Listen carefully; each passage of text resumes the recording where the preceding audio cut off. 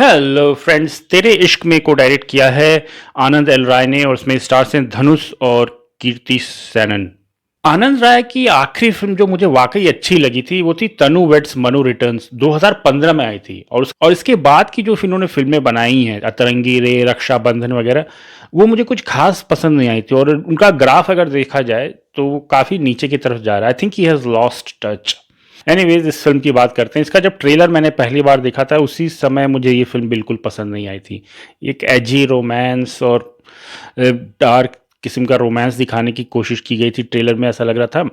और भाई अब मैं कॉलेज में नहीं हूँ यार, तो उस चीज़ में अब शायद मेरी उम्र ऐसी है या कुछ भी, लेकिन अब उस चीज़ में कोई इंटरेस्ट नहीं है। और अगर मेरा यूट्यूब चैनल नहीं होता तो मैं इसे देखता भी नहीं, to be very honest. But अब जब मैंने फिल्म को देख लिया है तो थोड़े विस्तार से इसके बारे में बात करते हैं। फिल्म ओपन होती, धनुष का जो कैरेक्टर है वो एक एयरफोर्स पायलट है और कीर्ति सेनन का जो कैरेक्टर है वो एक क्या कहेंगे, एक साइक काउंसलर है डिफेंस डिपार्टमेंट में ही।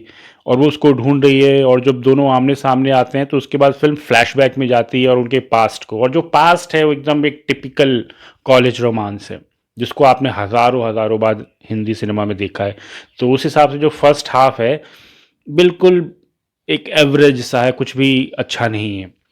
हालांकि जो दोनों कैरेक्टर्स की केमिस्ट्री है वो, और आई थिंक मेन जो रीज़न है कि फिल्म देखने लायक रहती है कंसिस्टेंटली थ्रू आउट, वो है धनुष।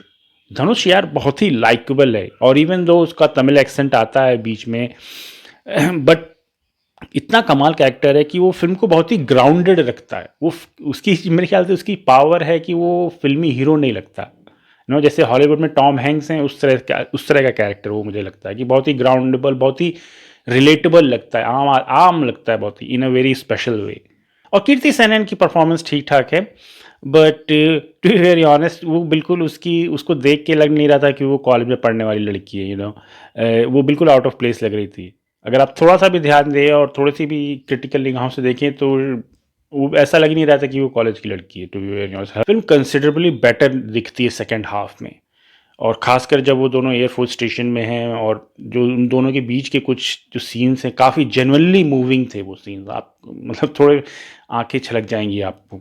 मेरा फेवरेट सीन पूरे फिल्म में था जब कीर्ति सेनन उसके घर जाती है अचानक। कोई किसने पार्टी वाला गाउन पहना हुआ है और उसके घर में जाती है, और प्रकाश राज जिसने धनुष के फादर का रोल प्ले किया है, वो लोग ज़मीन पे बैठ के खाना खा रहे थे। और वो पूरा सीन मुझे इतना अच्छा लगा, इतना इतना रियल लगा, इतनी मतलब जिसने भी उस सीन को सोचा है और उसको क्रिएट किया है वो बहुत अच्छा, बहुत ही मतलब ऑकवर्ड और अटपटा, funny at the same time, सब कुछ था उस सीन में।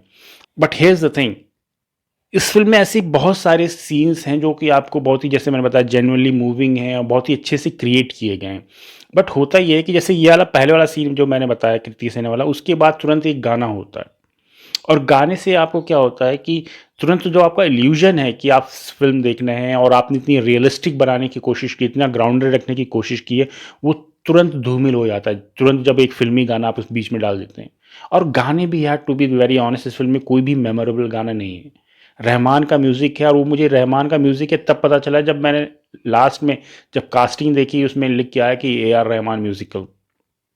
ए आर रहमान का जो टच है, पहले आप ए आर रहमान कोई भी गाना के म्यूज़िक या उसकी टोन सुनते ही आप समझ जाते थे कि ये ए आर रहमान है। अब वो बात नहीं रह गई यार। A R Rahman has lost his touch. I think कि मुझे याद भी नहीं आ रहा है कि उनका आखिरी कौन सा गाना है जो कि मेमोरेबल हो। आप क्या कहेंगे, उसको किस तरह से डिस्क्राइब करेंगे कि एक एकदम एक डायबॉलिकल कैरेक्टर है धनुष का, बहुत ही क्या कहेंगे, self destructive kind of guy है। और जो कीर्ति सेन का कैरेक्टर है, बिल्कुल उसका जो रिस्पॉन्स है उसके प्रति मुझे बहुत ही अच्छा लगा। मतलब कि एक ऐसा जो एक रियल लाइफ में एक लड़की जिस तरह से रिस्पॉन्ड करेगी उस तरह के लड़के के साथ, वो वैसा ही वो करती है। और उसके बाद उसकी क्या अनइंटेंडेड कॉन्सिक्वेंसेज होते हैं कि उसकी मतलब इसकी जो अनबन है उसकी ज़िंदगी पर क्या असर होता है, और फिर उसके बाद वो लोग मिलते हैं। मैं बिल्कुल कुछ भी स्पॉइल मैं नहीं करना चाह रहा हूँ, बट जो जैसे मैंने बताया कि आखिरी के कुछ सीन्स हैं दोनों के बीच में बहुत ही मूविंग थे, बहुत ही अच्छे थे।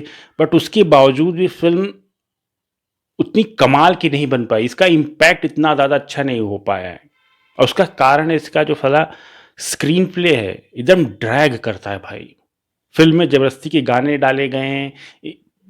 1.5 घंटे या शायद 1 घंटे 40 मिनट का फर्स्ट हाफ है, और उसके बाद जब वो फ़िल्म जब इंटरवल आता है तो इंटरवल ब्लॉक को छोड़ दिया जाए, यानी इंटरवल के आने से 10 मिनट पहले छोड़ दिया जाए, तो उससे तक उतनी देर में क्या हुआ, उतनी देर में आपको समझ ही नहीं आएगा। कहानी जैसा लग रहा था आगे ही नहीं बढ़ी है कुछ भी।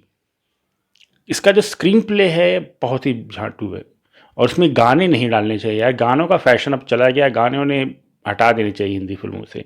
खासकर जब आप ग्राउंडेड एक फिल्म बनाने की कोशिश कर रहे हैं, आप फिल्मी नहीं बना रहे हैं, आप एक फिल्मी फिल्म नहीं बना रहे हैं, आप ग्राउंडेड रखने की कोशिश कर रहे हैं, आप रियलिस्टिक लोकेशंस पे हैं, रियलिस्टिक परफॉर्मेंसेज कमाल की हैं इन सारे एक्टर्स की, तो ये गाने डाल के आप जो इल्यूजन है उसको तोड़ देते हैं। और ये जो सारी कहानी टेक प्लेस कर रही है उसके बैकग्राउंड में एक वॉर चल रही है, इंडिया की और पाकिस्तान चाइना के बीच में दिक्कतें हैं वो चल रही है, और लास्ट में एक एक सीजीआई फाइटर से और बैटल दिखाई गई है, जो कि ऑब्वियसली सीजीआई थी और बहुत ही घटिया सीजीआई था। तो उसका जो इमोशनल इम्पैक्ट होना चाहिए जब वो एक मेजर कैरेक्टर अपनी जान दे रहा है, वो या गंदे सीजीआई की वजह से वो भी नहीं आ पाता है। तो जहाँ तक वर्डिक्ट की बात है, मैं कहूँगा कि एक एवरेज फिल्म है, 5 में से 3 स्टार मैं इसको दूंगा।